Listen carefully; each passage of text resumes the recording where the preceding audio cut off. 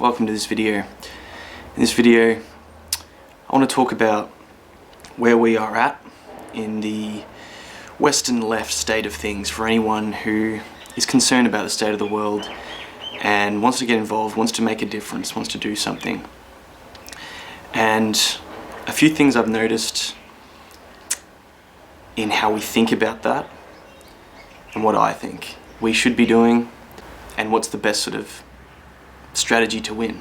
So I think we're kind of getting stuck at this point. Winning things here and there, losing things, getting them rolled back,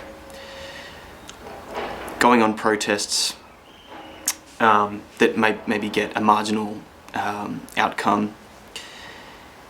And I think we are more of a scene than a movement at this point. I think there is a loss of faith in institutions, quite rightly, in governments to be able to do anything. We're sort of screaming into the void, begging over and over for governments to do things.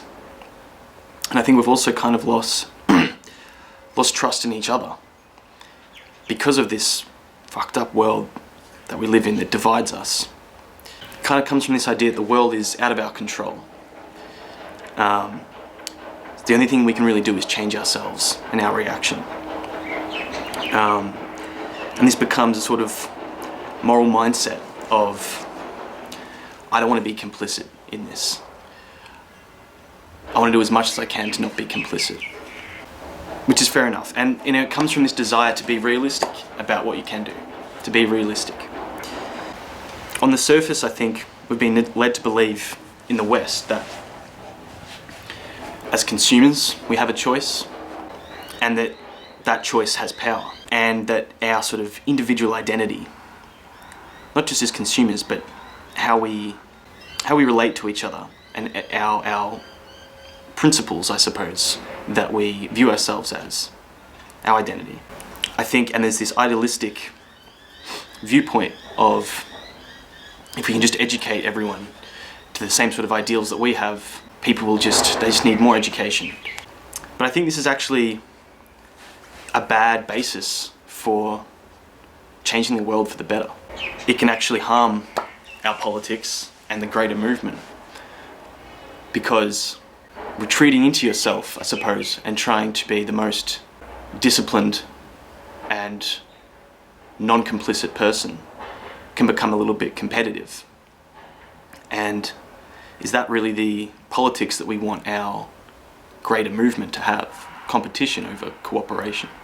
Like, how do we talk to people that don't share our worldviews or our morals?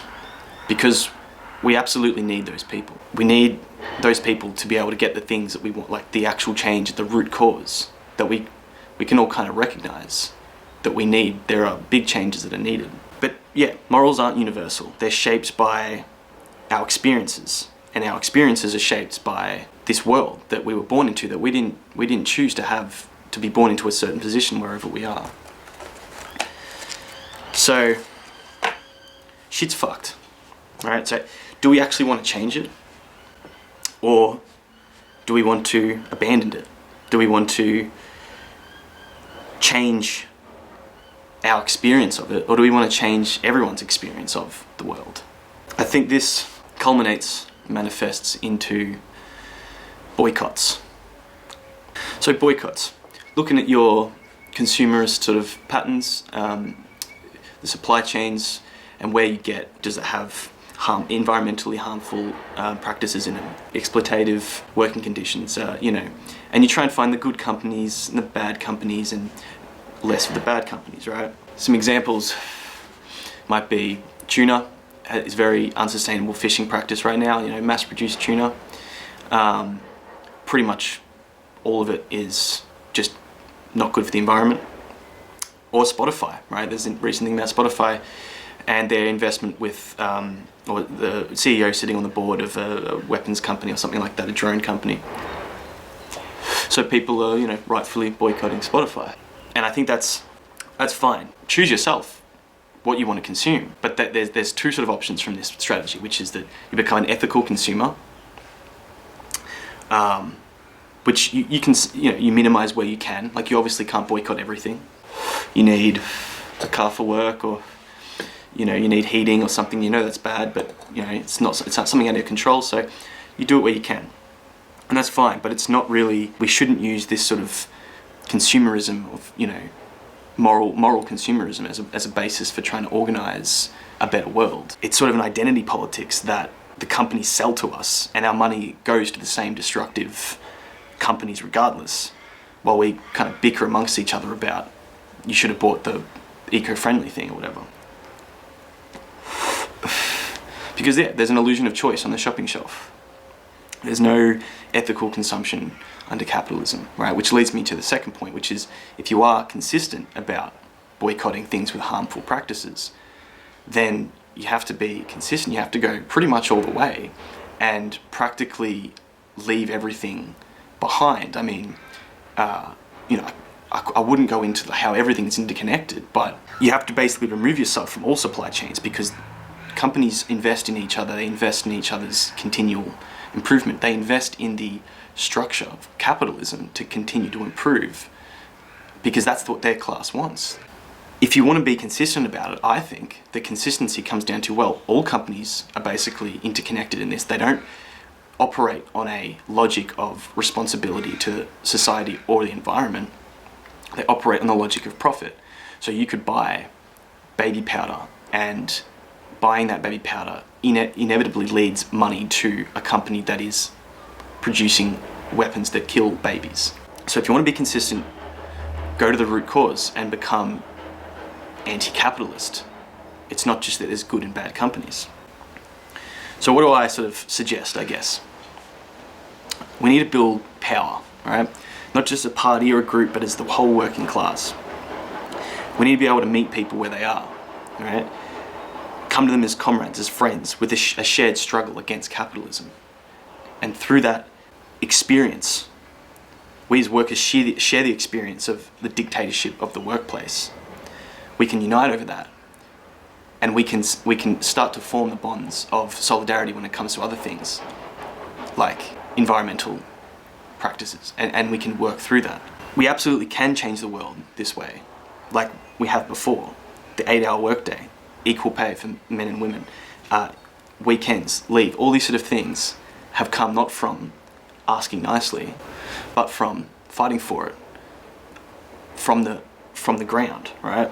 It came from threatening the capitalists' bottom line, which was possible because of this well-organized structure that was there, that was built up. Change comes from collectives of people, right? It doesn't come from a perfectly moral or rational individual that everyone follows and go, yeah, that he's got the right way or whatever. There's no great man that changes things. Change, it comes from the truth on the ground that is in the feet of the people. Our leaders only represent those facts on the ground and are floated by them.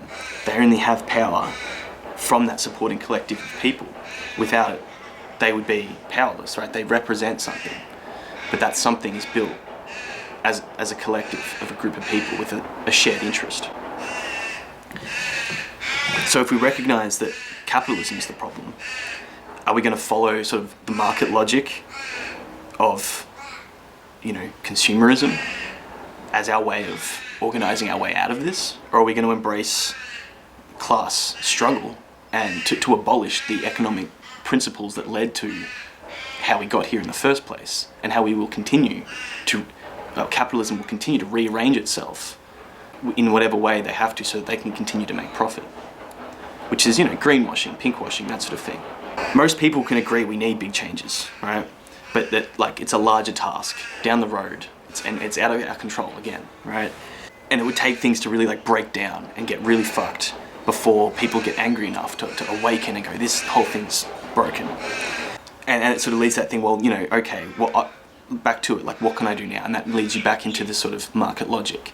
But if we want to think long term, right, that revolution or whatever that's going to happen, that great away, that really terrible situation that will happen later down the track or whatever, if we want that to be successful, we have to have built the organization of ourselves that will be able to cooperate rather than compete. We want to have a successful social revolution. It needs the organizing and experience of how we're going to relate to each other for it to succeed.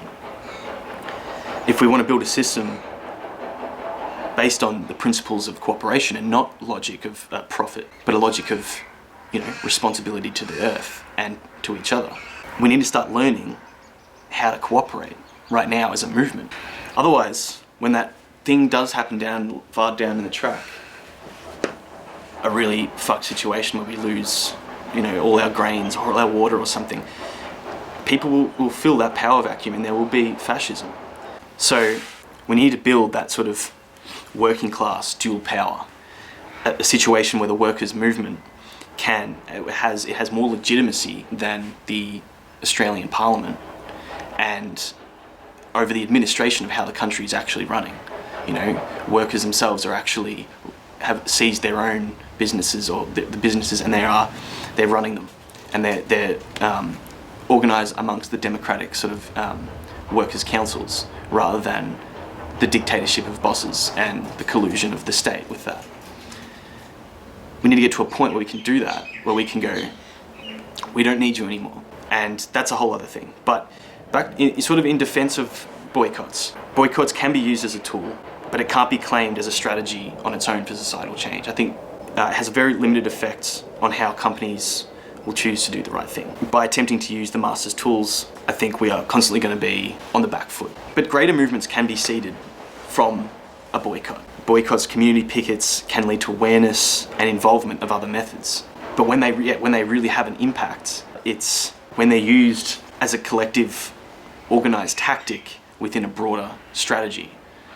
The problem here is that we don't want to just feel good about ourselves or abandon the system. We want to change the world. We need to be able to talk to people that don't agree with us.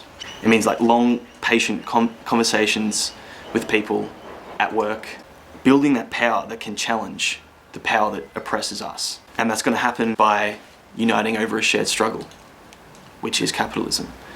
And more specifically, rebuilding the union movement as a fighting union movement, but not as this bureaucratic, this service industry where you just sort of call them up once every 2 years because you had a problem at work, but something that you're involved in, you're active in. It's not just that we have the shopping shelf in front of us as our only means of exerting power. I mean, going to the shops and choosing to buy, is that powerful?